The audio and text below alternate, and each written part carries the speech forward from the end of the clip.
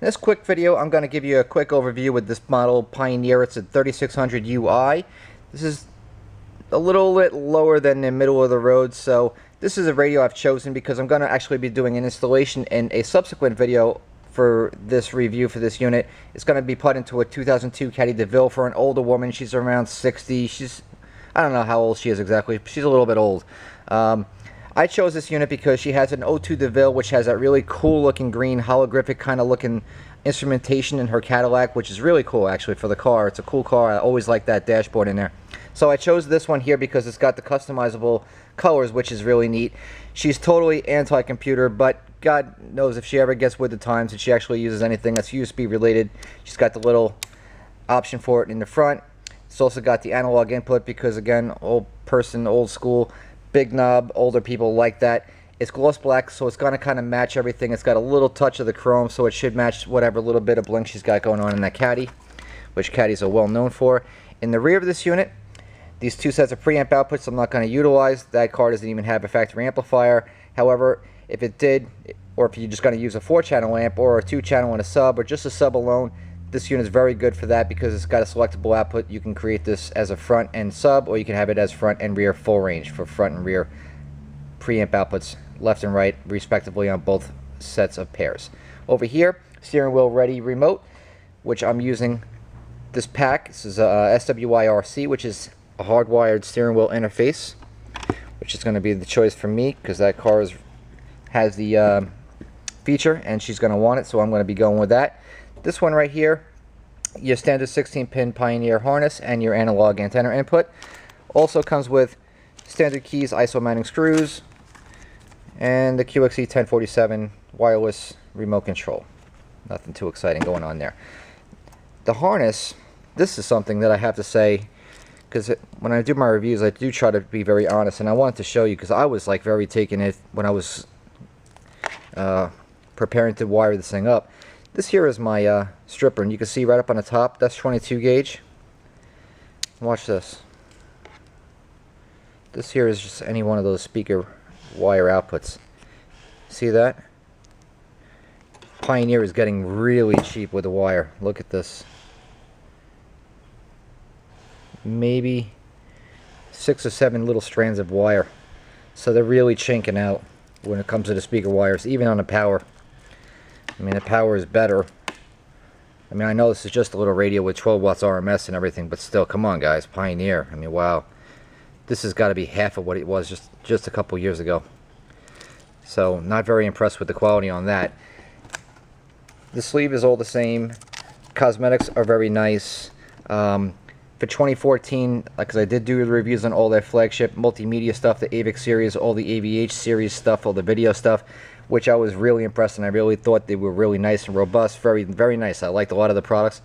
For the single DIN units that I'm showing, like this one here, for example, so far it's really a lot of show and not a whole lot of go, but let's keep going with the review. I'll turn it on and see what else she has for us. We'll see what else there is to see. So here we go. Unit is powered on now. Now, although Pioneer loves to push their accessories, they recommend for you to use your iPhone or iPod to buy the CDI-U51V, which is the standard iPod to Pioneer connector. However, I'm just using a standard sync cable, which comes with your phone already. You already own it. Or you can just get a regular transfer cable, sync cable. It works just fine. Plug it in like so.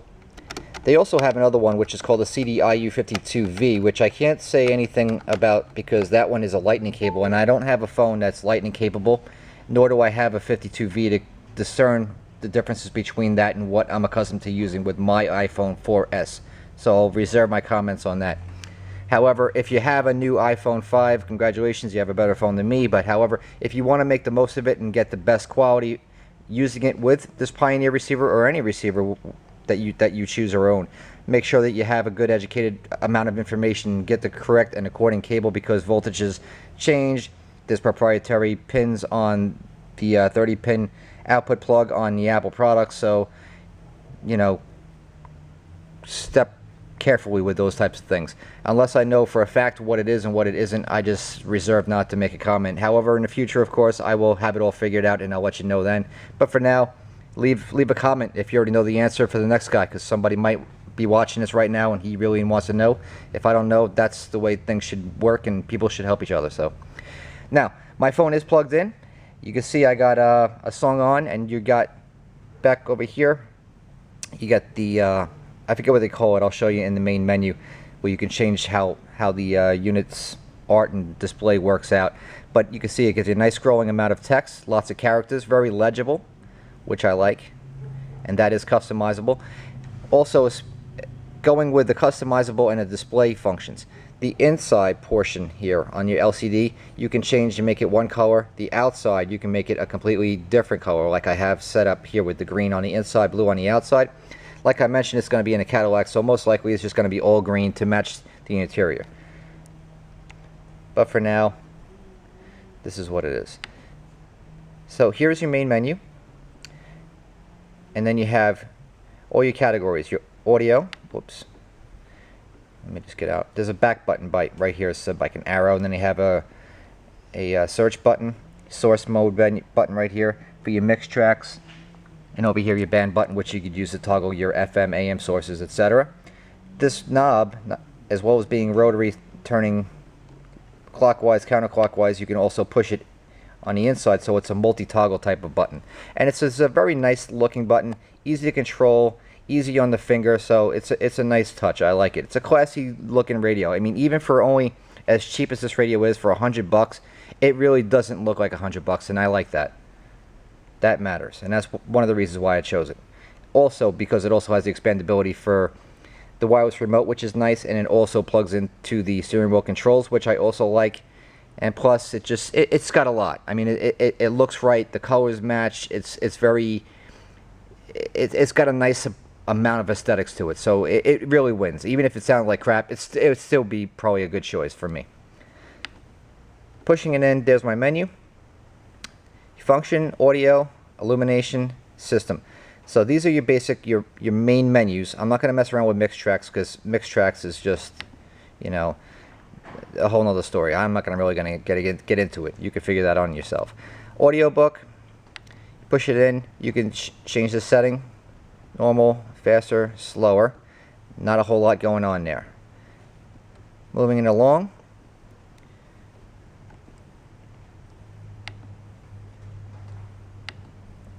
For your audio, Pioneer has always been the same. They've had the loudness feature for low, mid, and high frequencies, so you can adjust all three of those and attenuate them accordingly.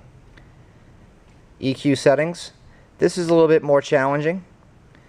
These give you the preset ones, which they've always had, and it shows you actually right here on the display what they look like.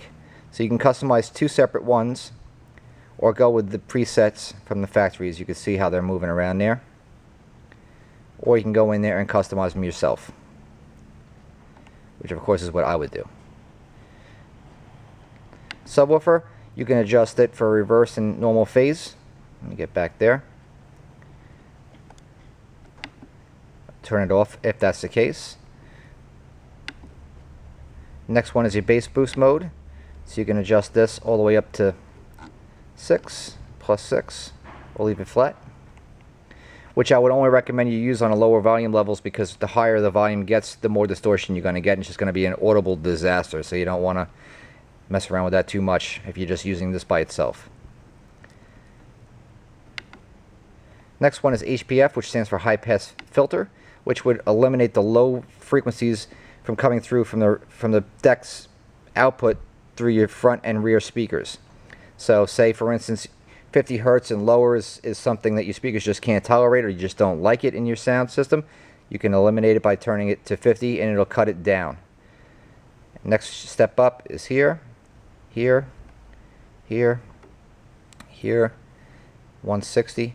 Now this is something new. For last year, this did not go up that high. So 200 hertz is a very high frequency, and that's an improvement from last year. So take that for what it's worth. Next one is SLA, which stands for sound level adjustment. What this basically means is that, kind of like how a TV is when you could be watching a program and then all of a sudden the commercial comes on and the commercial is like 50% higher than your TV program and it drives you crazy. This will allow you to change all your different settings, so auxiliary input, CD mode, FM mode, will all stay the same, and you can adjust that through the SLA feature built right here into this head unit. Next one is your fader. Center, front and rear, nothing really exciting going on there. Fader, and you're back to where you started from. So now you're in audio mode. Next one will be your function mode, which we already touched on. Audio we've seen. Illumination, here we go. Key color. Key color is like I was mentioning it in the middle. And then you have the display color, which is going to be the outside, so we'll get in there and change that. So now the middle is going to change from green, blue. Scan, which would just go through all the colors. As you can see, it's kind of just going red. It'll blink for a little bit. Go to the next one, it'll have purple, white, green, blue, etc. and so on. Custom color, which you could tune in. You know, all the typical stuff. More than enough choices. For my case, I need to have green, so I'm just going to leave it there. I'm getting on out of there. My key color, I'm going to get rid of that. I'm going to make that green as well. And there you go. That's good enough for me. So now I'm going to get out of there. Next mode is your system. So you could adjust your brightness. So if it's too much in your eye, you can cut it down. Make it as more brighter, more sharper, and more contrast. If you like it like that. Next is going to be your clock, which is very easy, by the way. Much easier than Pioneers used to be, man, to program the clock. This one's not bad at all. 24-hour time, which nobody will ever use. Info display, which is pretty good. Oh, let me get back in there. I wanted to see that. Why don't you let me back?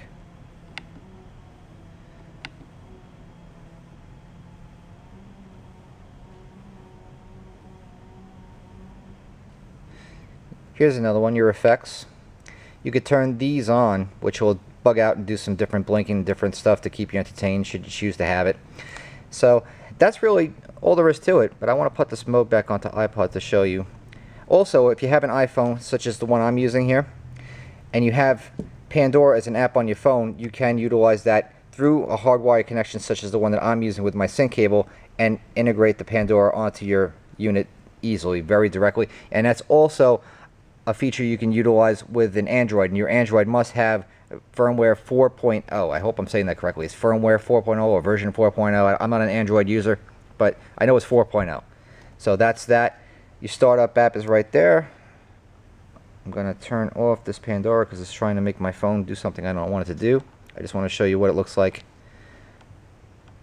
for the iPod. I'm going to play a song.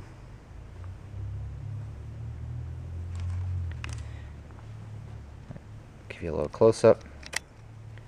Look at that. Very sharp, clear, easy to read. So I'll give you a big thumbs up on that. Way better than this unit. It definitely is a dramatic improvement as far as contextual appearance and how it reads out.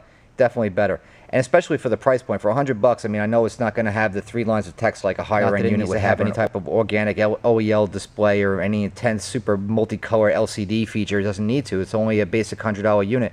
But like I said, this unit, for what it looks like, what it costs, it shows like a much more high-end unit. Although some of the components to it, the wiring, I would like to see it be a little more beefier. I would like to see a more, you know, outside quality, especially with something that's cheap and frivolous as a piece of wire on a wire harness.